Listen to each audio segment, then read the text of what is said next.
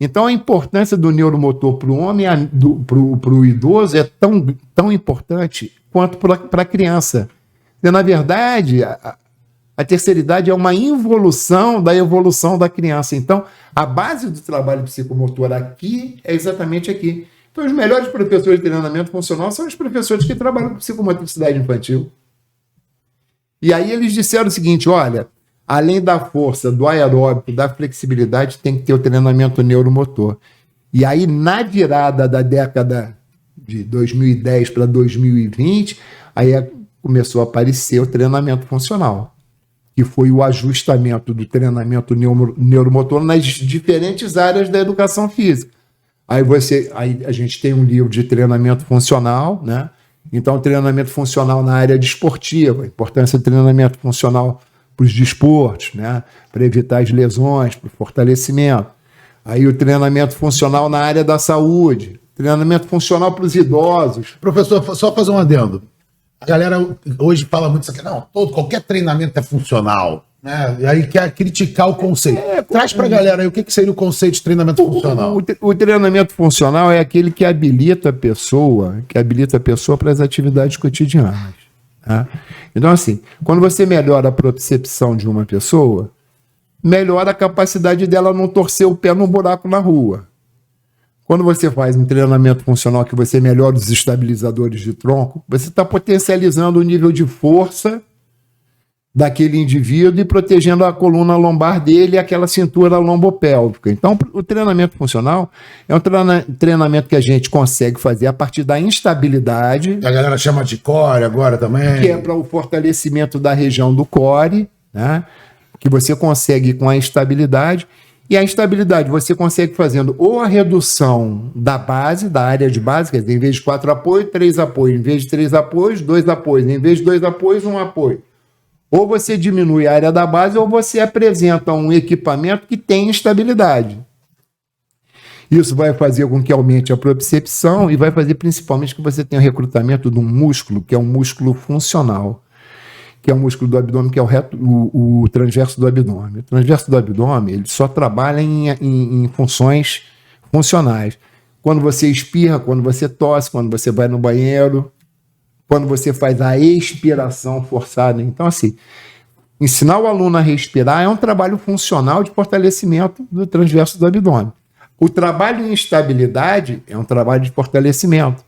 As pranchas em estabilidade são de fortalecimento. Então, a funcionalidade ela está dentro desse espectro da instabilidade e do fortalecimento do core. Aí, se você pensa, traz isso para a criança, você vê que é importante. Se você traz isso para o idoso, você vê que é importante. Vai diminuir o número de quedas, né? Vai aumentar a velocidade. Aí você tem as outras variáveis neuromotoras, que são a velocidade, a coordenação, a agilidade, o ritmo. Então, quando você trabalha essas variáveis neuromotoras, você melhora a funcionalidade do indivíduo. Então, o conceito de funcionalidade é essa. Nós fizemos, não sei bem o ano, acho que foi 2017 ou 2018, juntou eu, o professor Cauê, o professor Evangelista e mais um professor da Universidade Federal de Sergipe, e o David Bean, que é um cara que ele também, eu me identifico muito com ele, porque ele vai na força, ele vai na flexibilidade, ele vai no treinamento estável, ele anda bem. Qualquer coisa que você mande para ele, eu gosto dele, qualquer coisa que você convide ele entra, ele não é só imobilizado da força. E que foi um artigo que a gente publicou, inclusive, na Frontier, sobre essa questão das concepções do treinamento funcional, um artigo de opinião que a gente publicou. Ali foi um marco. Os grandes nomes da flexibilidade do treinamento funcional que estava ali desenvolvendo os cursos, né, as publicações e tal. Então a funcionalidade ela está no cotidiano. Então, assim, hoje, quando a gente pensa num programa de treinamento para o nosso personal, você tem que ter assim, por mais que o objetivo do cara seja treinamento de força e seja hipertrofia, é legal você colocar, o programa dele tem 12 exercícios, não custa tu botar 2 exercícios ali em estabilidade, entendeu? Não custa você ensinar para o cara que na hora que ele vai fazer o trabalho concêntrico, ele tem que fazer uma expiração. E que se ele fizer uma expiração forçada, ele tem um acionamento do transverso do abdômen.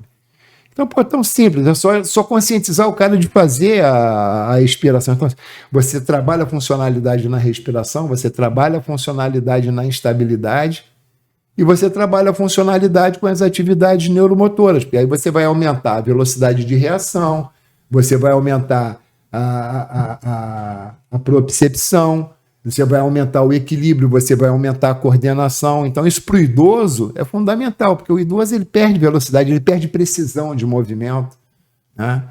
Então, assim, o treinamento funcional ele tem que estar dentro de um programa de musculação. Tem que ter pelo menos 1 ou 2 exercícios, ou que seja no aquecimento, ou que seja lá no final, no abdominal, o abdominal na bola, a prancha numa plataforma estável, alguma coisa de TRX em estabilidade. Tem que ter um trabalho de equilíbrio, né? Até porque são outras formas de nós trabalharmos a musculatura, né? São outras formas de você ativar os proprioceptores.